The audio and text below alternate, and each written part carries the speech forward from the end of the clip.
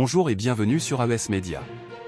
Ici Salif Sangaré, et aujourd'hui nous allons nous pencher sur la crise politique qui secoue actuellement Madagascar, où la pression de la rue a poussé le président Andry Rajoelina à prendre une décision radicale, dissoudre son gouvernement.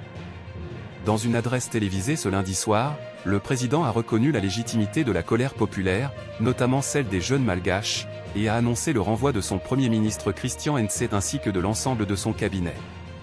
Toutefois, il a précisé que les ministres sortants continueraient d'expédier les affaires courantes, en attendant la formation d'un nouveau gouvernement dans un délai de 3 jours. Nous reconnaissons et nous présentons nos excuses si les membres du gouvernement n'ont pas rempli les tâches qui leur étaient assignées, a déclaré Andry Rajoelina.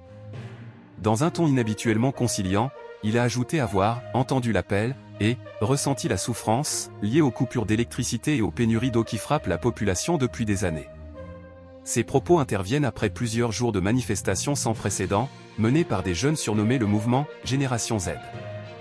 Les protestations, déclenchées jeudi dernier dans la capitale Antananarivo, ont rapidement pris de l'ampleur. Selon les chiffres des Nations Unies, au moins 22 personnes ont perdu la vie et plus d'une centaine d'autres ont été blessées.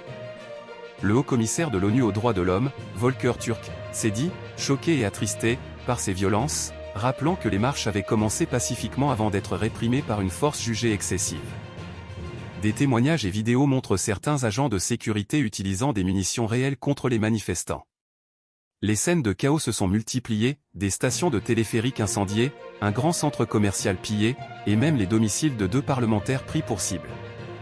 Face à cette flambée de violence, les autorités ont instauré un couvre-feu nocturne, justifié comme une mesure pour protéger la population et ses biens jusqu'au rétablissement de l'ordre public. La communauté internationale suit de près la situation. L'Union africaine et la Communauté de développement d'Afrique australe, SADC, ont exprimé leur profonde préoccupation, appelant toutes les parties à la retenue et à la recherche d'un règlement pacifique. Conscient de l'ampleur de la crise, le président Rajoelina avait déjà tenté de calmer les esprits en limogeant son ministre de l'énergie vendredi dernier. Dimanche, il avait également promis une refonte complète de la gouvernance du pays, déclarant que la manière dont Madagascar est dirigée sera totalement repensée. Cette situation rappelle d'ailleurs les troubles survenus l'an dernier au Kenya, lorsque le président William Ruto avait été contraint de renvoyer presque tout son cabinet après plusieurs semaines de manifestations meurtrières portées par la jeunesse contre la hausse des impôts et du coût de la vie. À Madagascar, la rue a donc forcé un changement majeur.